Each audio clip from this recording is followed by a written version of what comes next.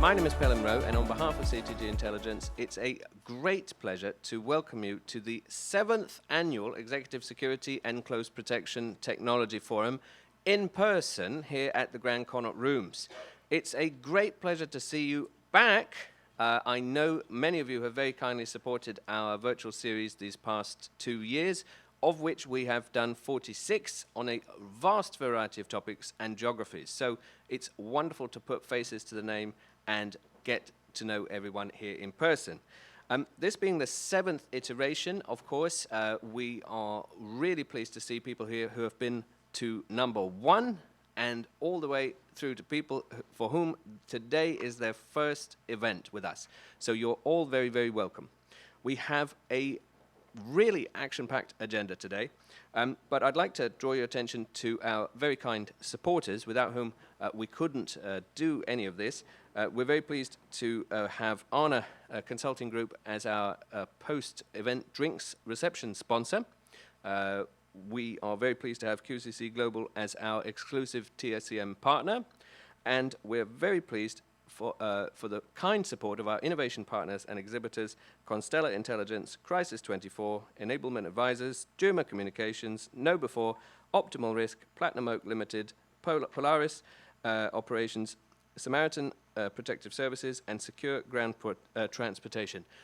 Please do see them at their stands and get to know them face to face if you haven't already seen them. Obviously, one of my other hats is the Circuit Magazine and the British Bodyguard Association, so we're very pleased to them for helping us with this event. We're going all the way through until 5:10 today, where we have our post-event reception, which will take place in the exhibition hall. We encourage you to share wherever possible on social media, but with Chatham House rule, so photos are great, tidbits are great, but where speakers have asked for non-attribution, please do respect that. And of course, hashtag CPTF 2022. I know it's too early in the morning to think about hashtags, isn't it? I know. But if you do, please do include that. So I'm going to hand over to Mr. Mike O'Neill, the long-standing and great chairman of this event and so many others, to lead us off for the day and open up our first panel. Please give Mike a round of applause as he comes up.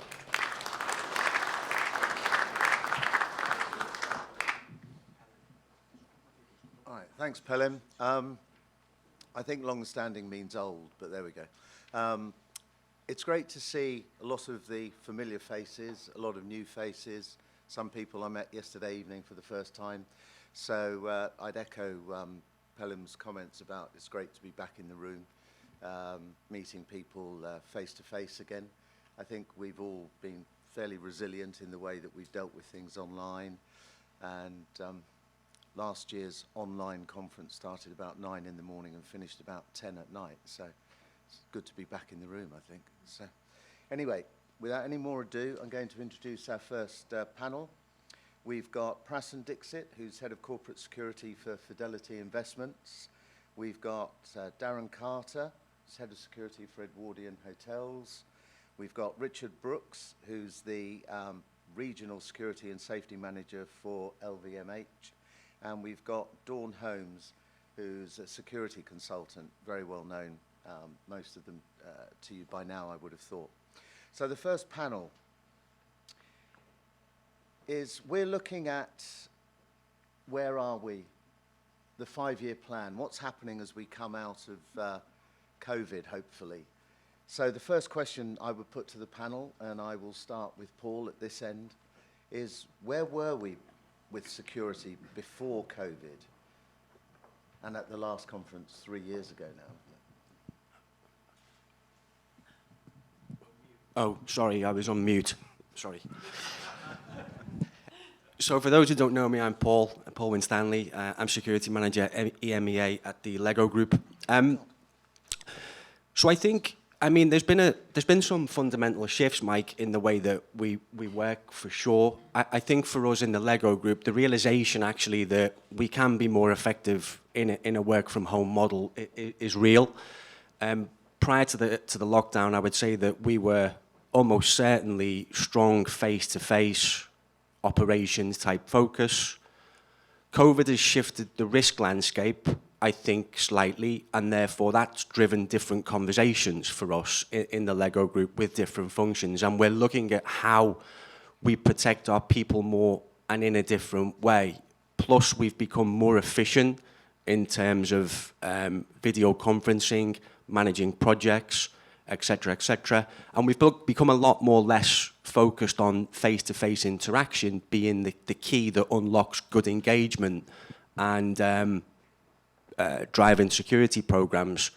For me, one of the big things that has changed is changing as we speak is duty of care.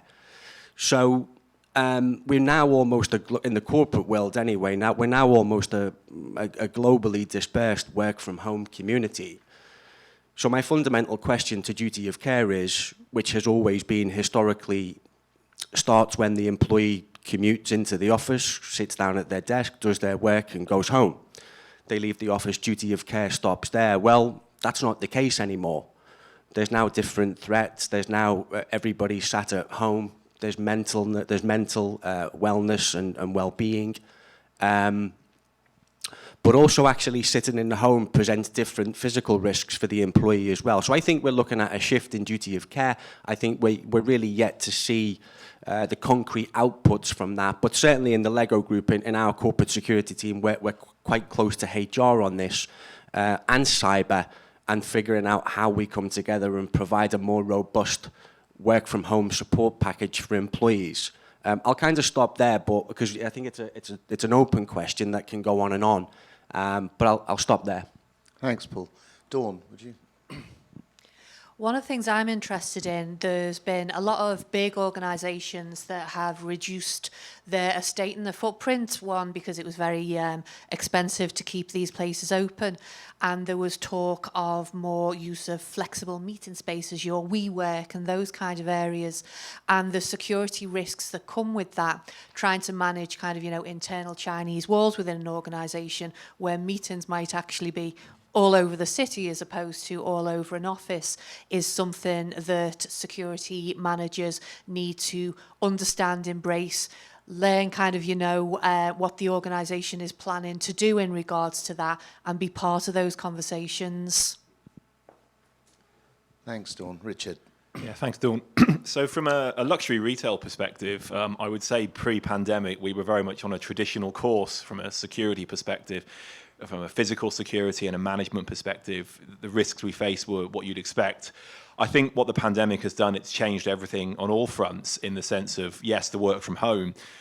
Obviously, our workforce isn't predominantly office-based, so we've had to really adapt the way we've worked in store, in location, but also with the move to sort of omni-channel retail, as they call it. So really now, people are having a blended experience when it comes to purchasing online. They're also buying in store as well, and they're having more event-based experiences. So the threats are changing across the landscape in terms of how we approach physical security and how we manage that. So I think we'll probably come later on in the conversations when we talk about the threat landscape and how that's shifting and how the CSO and the modernization of that, approaches it.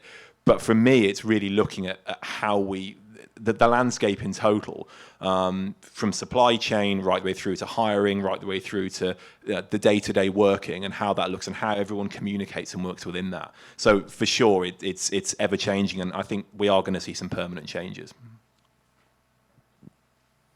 Good morning. So for us, again, luxury hospitality, I guess we do all of our work at work, really, to be honest. So where were we in 2019, 2020?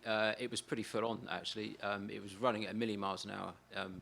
And we probably won't hit those peaks again for a few years yet.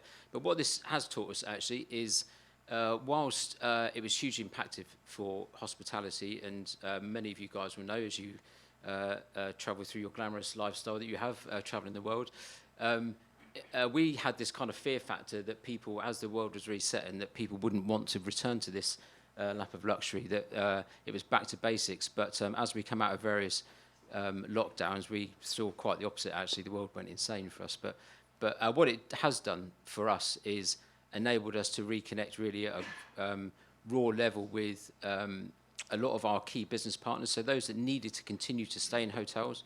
So we've needed to, certainly in the initial periods of this pandemic, where there was a lot of fear actually amongst staff particularly.